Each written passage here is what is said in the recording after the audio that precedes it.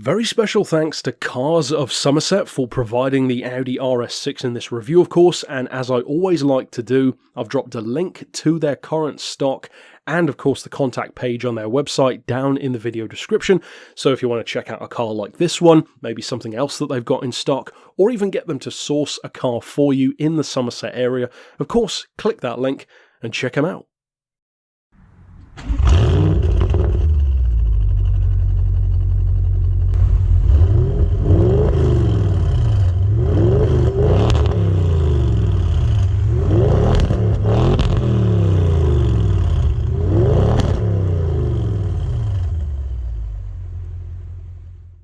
Whenever the subject of ultimate daily driver performance cars arises, there tend to be three which, for me at least, for whatever reason, pop up in my mind first.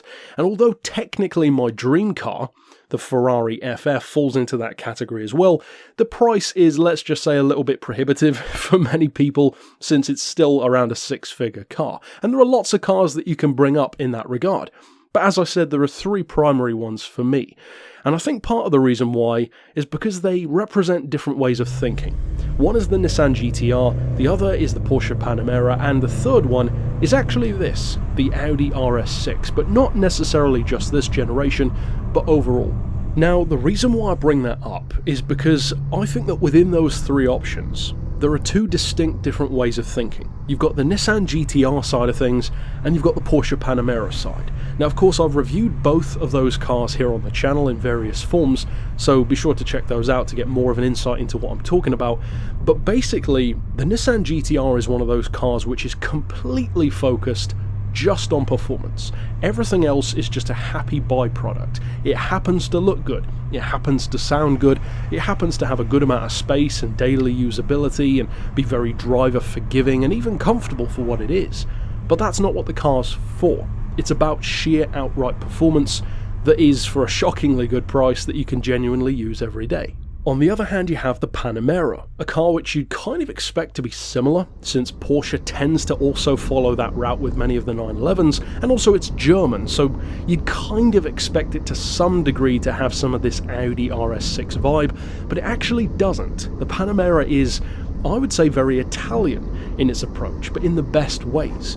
See, much like the Aston Martin Rapide or the Maserati Quattroporte, the Panamera takes the approach of being really good for performance, really practical as well with tons of space, and you can for sure use it every day. But unlike the GT-R, it puts a lot more effort into stuff like interior design, badge panache, and being not just fast, but really engaging and really fun. Now, the reason why I bring up those two different lines of thought is because that third option, for me at least, the RS6, falls into one of those camps a lot more than the other.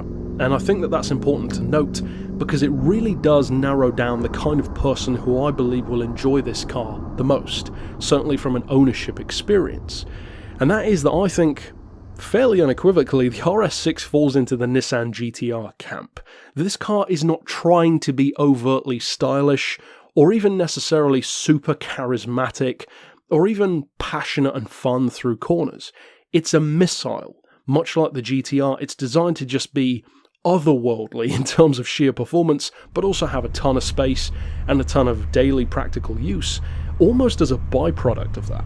And even though you could argue with me on that point, and that's fair enough, you know, each person has their own opinion when it comes to performance cars, what thankfully is unarguable is that a performance missile is exactly what this thing is. Now, it's not quite as quick as a GT-R, but it's actually not that far off, because this generation, which is the C7 shape, which incidentally ran from 2013 to 2018, with a minor facelift and some updates, important updates actually, that I'm going to be talking about later on in the video in 2015, has incredible performance. Now, the only downside, in my opinion, to this car compared to its predecessor, the C6 generation, is that that car had a much more intriguing engine. That Lamborghini-derived V10 is just such a cool concept to put into a wagon, and I'm not going to talk about that too much because that'll be for its own video, but to me this V8 just isn't as cool or as badass as the idea of a V10 in a wagon. However, the reasons why they chose to do this are very obvious. Of course,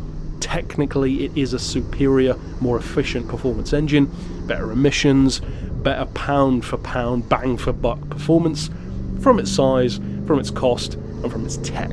And performance it certainly has, because this 4-litre twin-turbo V8 unit puts out 552 horsepower and 516 pound-feet of torque. So it's much more torquey than most of its predecessors, and that is a key advantage when you're talking like GTR levels of brute performance, because power is great, but as I've talked about before, I love a car that has oodles of torque, because torque is just instantly usable. And it's that torque that allows this to be a literal supercar level performance machine, despite weighing just under 2 tons and being fairly large, to put it lightly.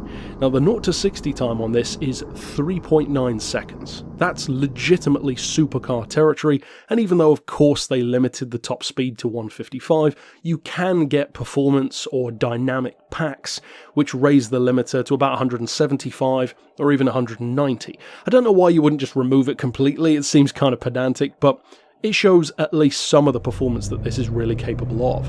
Now, if this one isn't quite fast enough for you, for whatever reason, there's even the quote-unquote performance edition, which is such a hilarious name. I personally wish they'd have called it the RS6 Plus, like they used to on the first generation car, but regardless, that version has just under 600 horsepower. The torque is raised to such a degree that it actually matches the horsepower on this one. 552 pound-feet. The 0 to 60 drops from 3.9 to 3.7, and it has that 190 mile an hour limiter anyway, plus a couple of small visual updates. Now of course you're going to be paying more for that performance edition, and the prices do range quite a lot on these cars. Now of course one of the main benefits of this generation is that it's already been replaced, and that always helps with finding a used bargain, because a lot of people want the latest and greatest, and the slightly older ones tend to get a little bit forgotten. With that under consideration, this car's lower end of the spectrum tends to be about £30,000 to £35,000 here in the UK. Now that's for a much earlier car, like a 2014 shape for example, and there is a key point. See, it's always important to look up, for instance, owner reviews or forums about a vehicle that you're looking at buying, and that's exactly what I like to do for you when I'm researching these reviews. So what's the case here? Well, I would actually recommend looking for instance, what this car in the video is, which is a 2015 shape or onward, because it had a minor facelift, which was more about fixing a couple of the issues that the car had.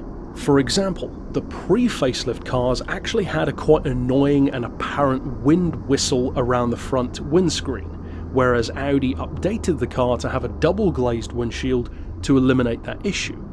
You don't get that on the older car, and it is an update that you may want to do.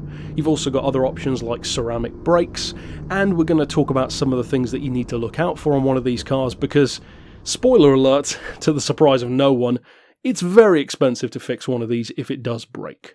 Now, I mentioned that the lower end of the price spectrum is about 30 to 35 grand, and a lot of those do tend to be the slightly older models, so be cautious on that. If you can afford to get a 2015 or onward, that's the one that I would recommend going for. And for an absolute latest and greatest, maybe even with the performance pack, so around the 2018 car, you're looking more like 60 grand. So it's actually kept quite a lot of value for a car that's already been replaced, and that's a good sign. Now, in terms of the genuine daily use side of things, such as economy, space, comfort, practicality, how does the car actually fare? Because it's already got a huge advantage over something like a Panamera or a GTR in terms of just space. 5-door hatch, huge boot, as you'll have seen at the start of the video. The rear loading space is massive. You can drop the rear seats as well. It has incredible amounts of space in the back. But what about stuff like economy as well? Now, of course, a lot of people won't care as much about that, but as I said, I do. I find it impressive if a car can be fast and economical as well, because that takes a lot more effort from an engineering point of view. Well, Audi actually did a really good job with this car, because considering that it weighs about as much as a large Mercedes limo and has the power levels of a Bentley Continental GT, well, actually the economy is remarkably good. And part of that is, of course, the efficiency benefits of that updated engine. Now, they rate it officially at 21 to the gallon around town, 38 on the highway, and a really impressive average of 29. Those are much higher numbers than you might expect. Now, in reality, according to, again, owners, you're looking at more like the low to sometimes high 28 region. That's still not bad for a car with this kind of performance. Again, 3.9 seconds to 60. In a 2-ton car, that's actually really good. I was really impressed by that economy. In terms of space, well, this is a crucial way in which this car compares very, very favourably to the other Audi RS model which I reviewed here on the channel a couple of months back, and that was, of course, the RS4 Avant.